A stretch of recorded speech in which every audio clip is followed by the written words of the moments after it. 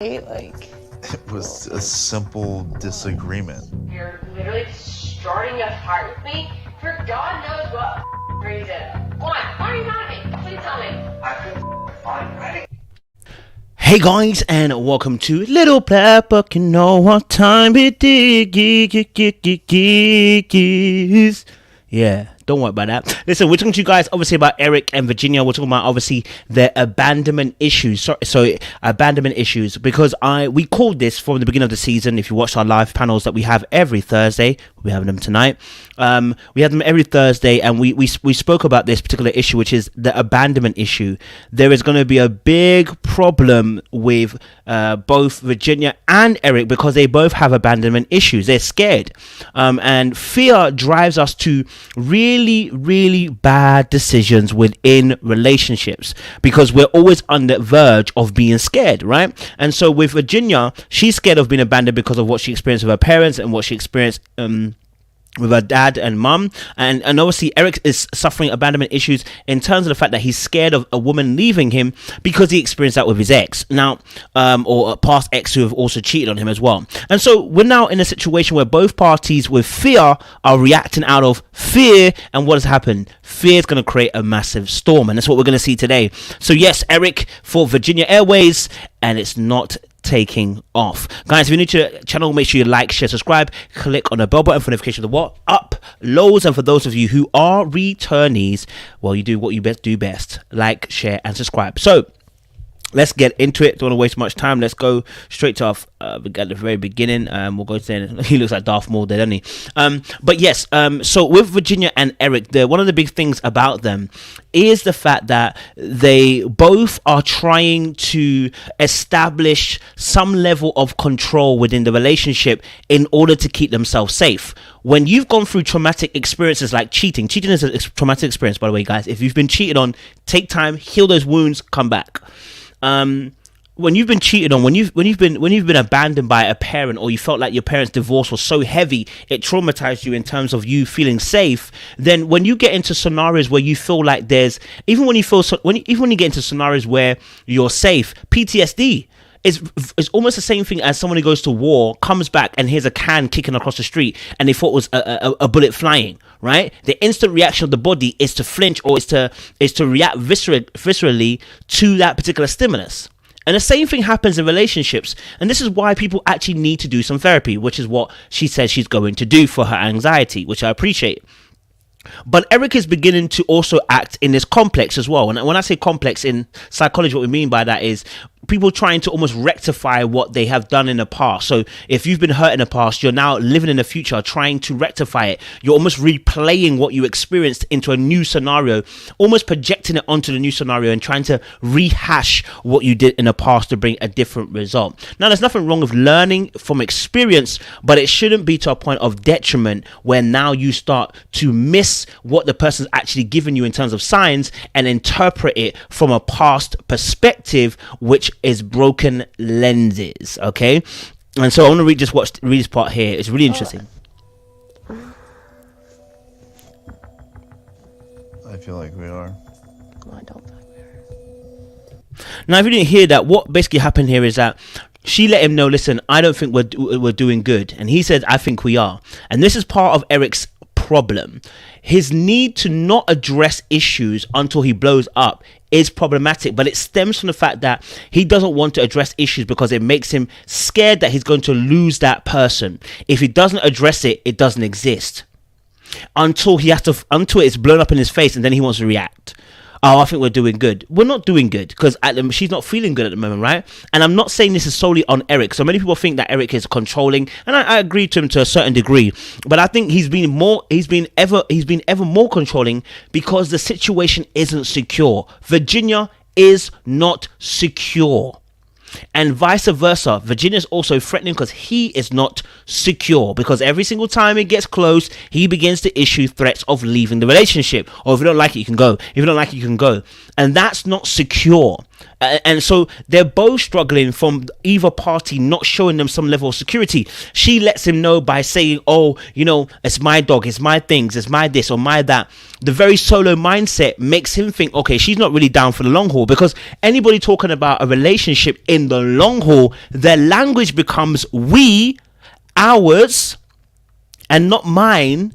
And it becomes yours in the terms of it's ours and it's yours. Like, this is also mine and yours, right? But we saw earlier on in part 1 where she discussed about her dog being hers. This is very, very important, right? So these people are both suffering that abandonment issue. If you are suffering abandonment, you need therapy. It's that simple. There's no way around it. Go to counseling, therapy. I don't know what it is, but you need to talk through those issues so that you can begin the process of healing. Because when you get into a relationship, no matter how good, listen, Eric was in a lose-lose situation, right? And obviously now we know he's got abandonment issues too, so it's not just him, but it's not just him getting who's a better catch or anything like that. He was a lose-lose situation in the sense of the fact that this girl, obviously, that he's inherited, is a bit of a drinker. She hides her problems in the drinking. She's very anxious because of the drinking and the things that she's experienced.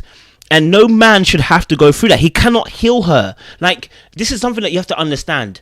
You cannot heal people. You are not a healer. I am the God that healeth thee. I am the Lord that healeth. Send forth your word and heal my disease. You are the Lord that healeth. Now, where was your name in any of that song? It wasn't there, because you're not a healer. No one should have to have the capacity to try and heal you, because nobody's a chamber for your recreation and your rebuilding, men and women. But we see it more with women trying to rebuild men. Nobody should be building anybody. Am I saying people can't grow? No, I'm saying nobody should be building anybody. Okay, and so there's an argument that ensues. That ensues. I think it's really important to watch this. Even though that's not what happened. We're gone for 40 minutes. I was literally in the bathroom and then at the bar. Like, No, yeah. I can show you.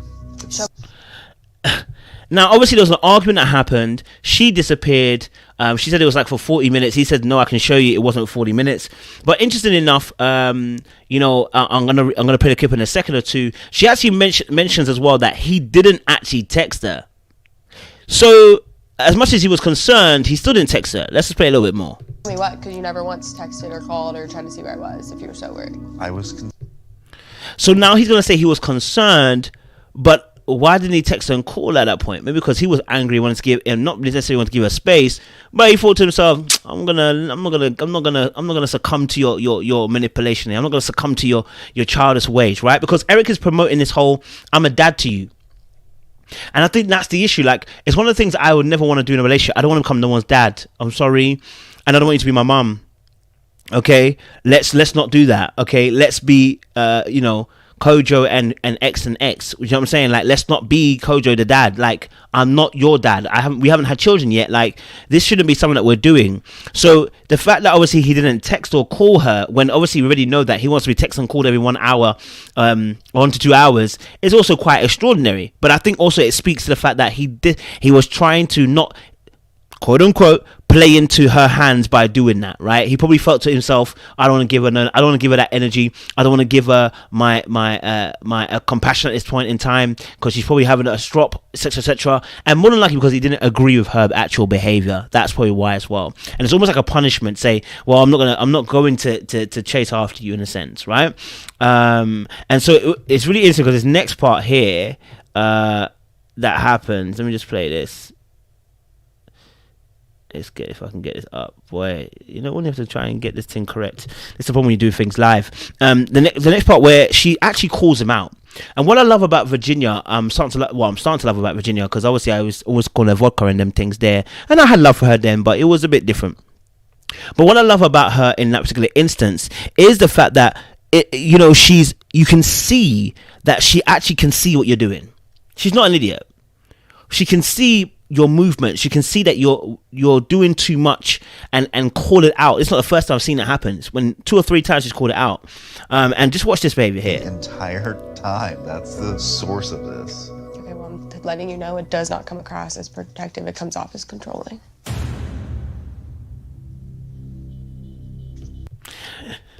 Now, Eric obviously doesn't believe that he's being controlling in this scenario. And there's two sides of the story here, right? Because we have seen his controlling nature before. We have seen it. And we have also seen Virginia move mad. Where if we weren't there, if the cameras had not caught the madness of Virginia saying she sleeps on couches, she might have got away with this.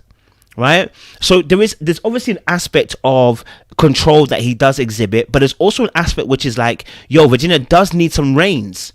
Without the reins, she goes off the rails.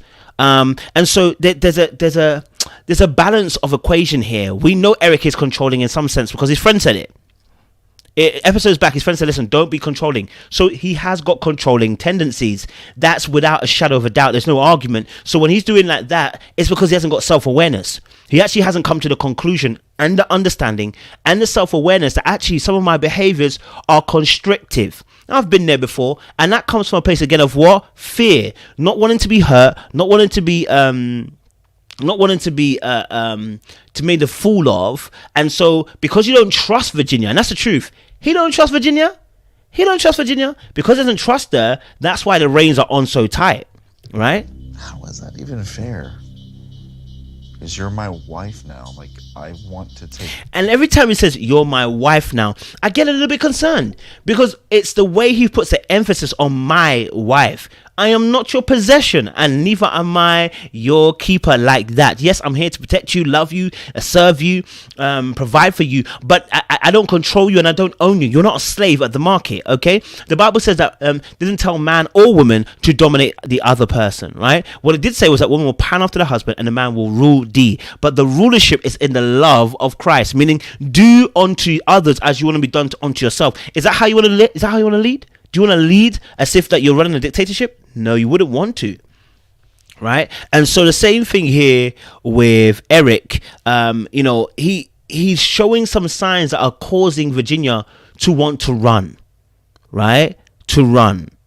And it's interesting because when she mentions about the drinking, it's as if the mask slips off. So drunk that you left your phone and you were that will really. I feel like every time we drink, you end up mad at me. You can think whatever you want. I don't... Woo! That was a bit heavy, innit? He said, obviously, she's like, obviously, listen, I feel like when you drink, when you begin to drink, that's when I feel like you're most maddest at me. And I think the reason why is because the mask slips off, just like my hat came off, baby. Just like my hat came off, all right? The mask comes off and the real feelings of what Eric feels towards Virginia begins to come out. The inhibition is freed.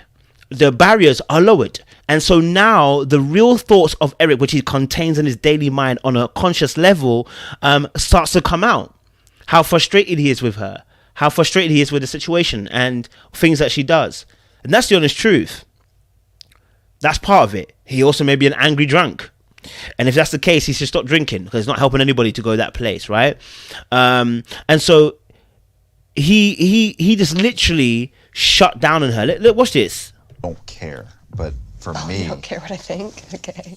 I'll leave you alone. It's fun.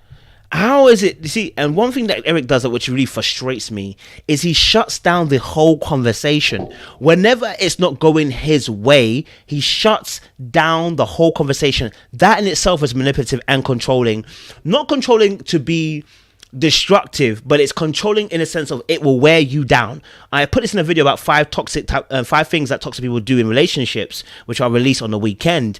And I spoke about the fact that people suck the energy out of you. Toxic people drag the energy. They energy out of you, right?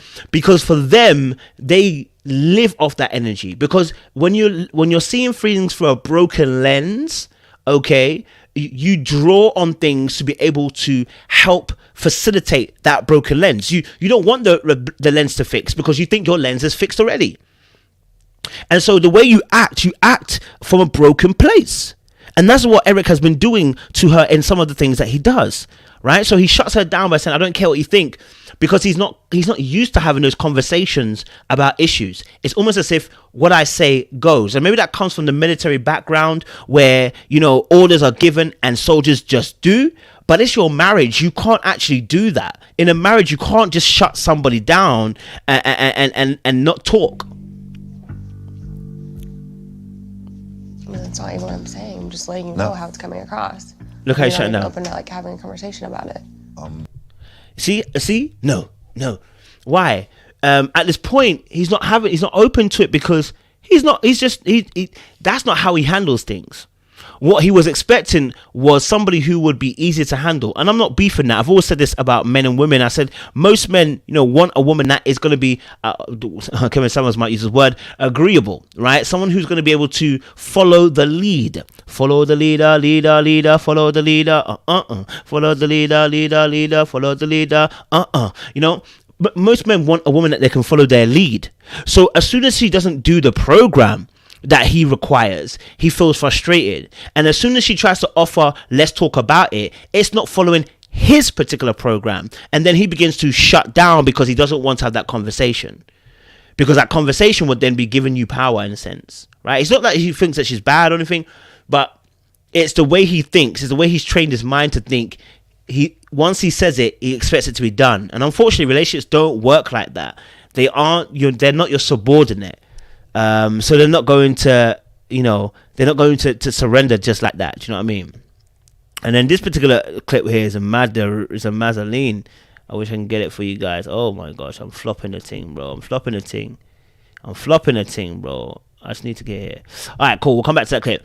And this is where, again, we showcase some of Eric's comments that are made that show that almost like a disregard for Virginia's place in the relationship and how much power she has. Look, pride cometh before a fall. I spoke about this in another video where I said about leadership. Good leadership knows how to step out of the way and let somebody else who's better qualified to lead. So as a man, yes, I should lead, but there may be departments within my relationship that I must surrender to my wife because she's better at it than me. She may be a better financer. She may be better at the cooking. She may be better at the children. She may be better at being able to organize our life and our schedules. She may be better at doing, I don't know, the books or whatever, right? She may be better at those particular departments. It'd be foolish for me, foolish as a man, to disregard what your wife could do. It'd be foolish to lead on something that you don't know how to do, but your wife knows how to do. It is also foolish to shut down the wisdom that your wife potentially could be giving you just because you feel like your leadership should be almost authoritarian or totalitarianism. I think that's what it's called, right? We don't want that. We want leadership who are able to understand and hear from a different perspective to help the organization, which is your relationship, grow. Organizationship. You understand? Yeah. So if you're not focused about the organization, you won't listen to other people because it's about me, and me. But when you're focused about the organization, then what will happen is you will look for opportunities to be able to grow as a team and also help and also listen for other voices that are contributing towards the growth and the success of the organization. Ain't that true, baby? Ain't that true? Let's play a little bit more. I don't know what to say. What do you want from me? For you to listen? What do you want? Who are you talking to, bro?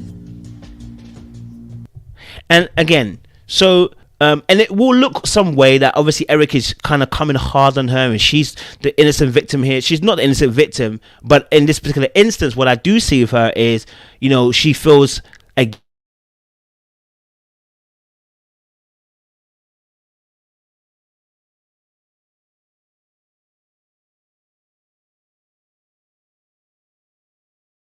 you see, sorry about that, it went away. And you see that obviously as well, you see that body language where her head dropped down, yeah, but also his body language of or his tone even. What do you want? It's the same way father and child aspect. They've got a father and child dynamic. When your father's in your bedroom and you come and worry him, dad, like, can I get $5? Like, what do you want? If you're black, you know what I'm talking about. What do you want? And it's the same thing, doing the exact same thing. And look at that little kid image of head down, almost like, I'm ashamed, I don't want to say it, I'm scared to say it because I know dad might say no. Like, it's all that is, they've got a child parent relationship dynamic going on, and many people are in this space when women and men, but let's talk about women because it's a woman that's in this case, when they have daddy issues, that they now supplant the daddy issues onto the husband. They expect the husband almost to be a father figure onto them, and they play a child role. They are going and rehashing the complexes of the past. And then when you don't play the dad role, they feel abandoned and rejected all over again. So Eric is doing his very best to play the dad role, which he shouldn't be, because he's all talking about doing lean on me when you're not strong. I'll be your dad. Needless to carry on and Virginia go, 'cause it won't be long till you're gonna need somebody to lean on. That's Eric. And so you know, that father and daughter relationship is an unhealthy one when you're in a relationship, because you're not father and daughter. Okay, yeah. And that can cause jealousy even with your children in the future. Like if you actually have a daughter or a son, let's say a daughter if you're a girl and if daddy issues, and you have a daughter relationship and a child comes along, the love that father will have for that child, you could be jealous over, because you're still playing the role of a child. Do you know what I'm saying? All right, let's play a little bit more. How long you want to be that? Keep going.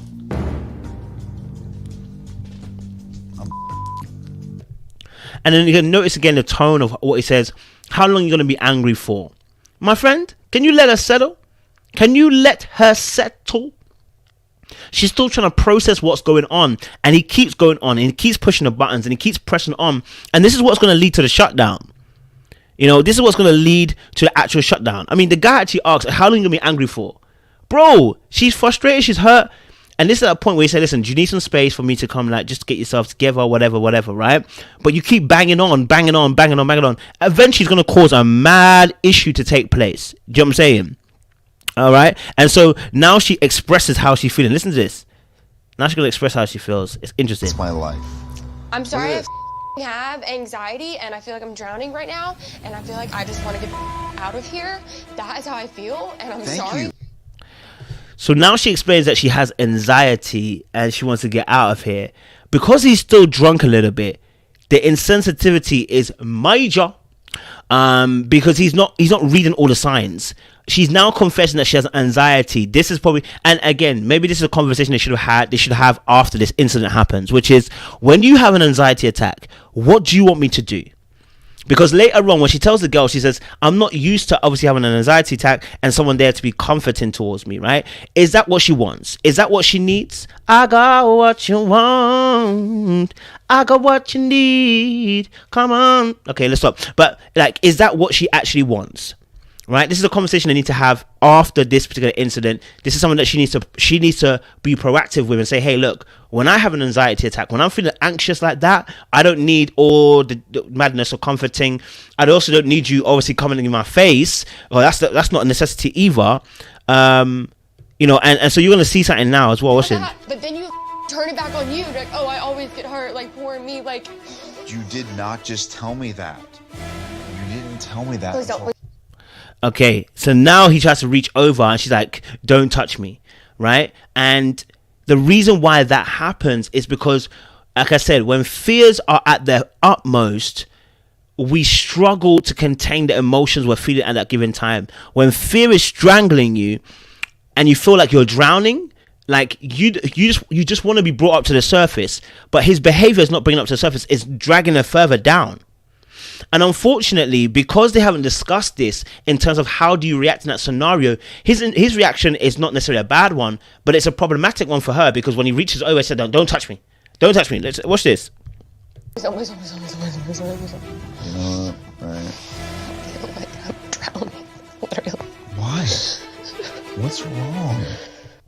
And so they have this really, powerful moment where she's like, I feel like I'm drowning, and he's asking what's wrong. And let me just say something, guys.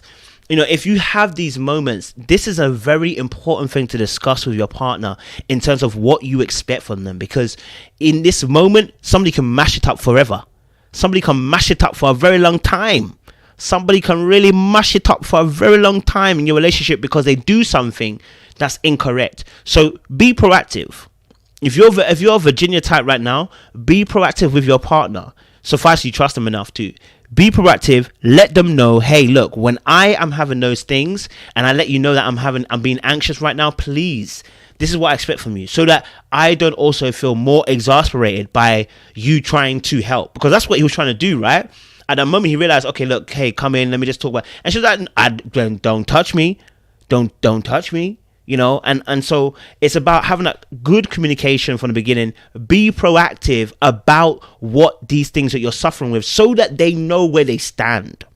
Okay, so they know exactly where they stand. And she's going to mention why she feels like she's trapped at the moment, right? She's going to mention this. Watch this. I feel like I'm like failing at like all my relationships. Like I never talk to anyone like I normally do. Like, Do you feel like I'm taking that away from you? And so now she's talking about, obviously, that she feels trapped. She's not able to have the relationships that she was having. Now, here's where, again, I talk about, you know, that some of the things where Virginia also has to understand. For instance, when she's talking about gate crashing on people's couches, that's not a part of communication. But if you want to have conversation with them, I get it. You should be able to. You should be able to talk to your male friends and have a conversation and express how you feel and express what your thoughts are and your sentiments are, to help you free your mind from them, right? Because evidently you can't do that with your husband, because he's not giving you the room to do so. He's not been a safe landing space or a safe zone to have conversation around a delicate topic like this. In fact, she said later on with the girls that he doesn't understand mental health issues. So therefore, having that conversation with him will always go amiss. He does not understand it. Now, he needs to understand it. And that's something he needs to do. And that's something that he should be proactively doing. And if he doesn't know, nudge him to say, go and learn about this. Why is your wife suffering mental health issues and you don't know about it? And you don't, when I say don't know about it, you don't know much about it. It's time to go and research so that you can put yourself in the best light in regards to, how do I navigate this situation with my wife? Because right now, you know, if you don't know about mental health, you're going to look at it as she's just been a little child. And really, she's having an actual issue, an actual episode, almost in a sense. I feel like my whole life is different. I don't want to change who you are. I do feel like I'm changed. But I feel like I'm like the only one making changes and making sacrifices. Now, that key word, what I tell you guys about the word sacrifices. When people start making sacrifices, they feel like they are dying. And this is why I said sacrifices, when you make too many of them on one side, people feel like they're bleeding out. And that's what's happening to her. She's not drowning, she's bleeding out because she's sacrificing.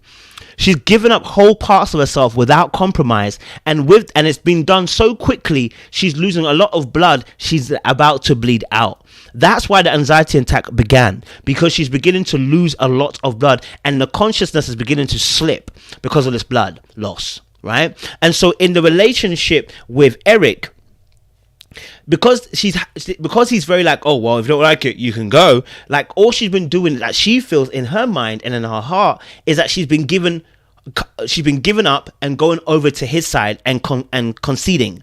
But he hasn't been doing the same for her. And when someone feels like they're being used always a time for sacrifice and they're not really being shown compromise, because compromise is me meeting in the middle of you, then they start to feel like they haven't got the energy to do this. Why? Because you're losing blood, you're going faint, you're about to pass out. You're about to pass out. Okay? And listen to this. I'm like doing different. There's certain things that I want you to understand in a marriage. You have to change with marriage. Babe, I'm being serious. It's not right. So the question is here, in the marriage, what did you change, Eric? Since someone has to change, I haven't heard anything from you yet, Eric, in the 12 episodes of you where you're changing something. Every time it's about Virginia changing, and the reason why you're trying to change so much of it is because you don't trust her. That's the simple fact. He sees her drinking as a liability. He may see her intelligence as a liability. He doesn't trust that woman. So, of course, he's going to try and change her, because that's not the end product he wants and requires from her. He doesn't want that as an end product. So now, every single time, it's about, changing her, or at least letting her change and you not changing because you feel you're okay. But like I said, because of her issues with drinking and her abandonment issues, he makes this statement about, you know, about her changing and stuff. And, you know, I think for Eric, he doesn't want to, he has almost like a perfectionist mindset in some regard, right? Let's watch a bit more and you see what I'm saying. You're perfect. You do everything perfect. There's nothing to be perfect or what I'm not. But if you don't like it, guess what? I swear to God, if you say I can leave. Now, it's a Mazzoline because obviously, why does he say, you know what, I'm not trying to sound perfect, but if you want to leave, you can, like, bro, like, when you say that, that comes to a level of arrogance. Because this subject was nothing to do with leaving. It was nothing to do, it was about acknowledging what she said. How did you twist it into, if you don't like it, you can leave? And it's not the first time he's done it in this episode. Like, it's not even a season. This is not the first time he's done it in this episode. It's becoming manipulative now. And when I say even manipulative, I would say not even manipulative. It's showing that he doesn't care. If you don't like it, you can leave. It shows that he does not fully care. It shows that he has a level of power in the relationship because he don't care about the relationship. He who cares less has the most power. And so when he's saying this, it shows that, oh, it's a demonstration of, oh, I don't really care as much. Listen, if you want to leave, you can leave, innit? I'm not gonna die, bro. Like, I'm not gonna die. If you want to leave, you can leave. Like, do you know what I'm saying? And so, you know, I feel like, you know, I understood why she wanted to punch him in the face. I mean, I'm not complaining, because you can't keep doing that, sir. You can't keep using that as an excuse as to, well, if you want to leave, you can leave. Listen, we're either in this or we're not in this. Choose whom you're going to choose whom you're going to serve today, as they say. You know what I'm saying? Choose what you're going to do today. But yeah, you know, guys, if you're new to the channel, make sure you like, subscribe, click on the bell button for notification of what up lows. We like and appreciate you guys as well, and we'll see you guys soon. Yeah.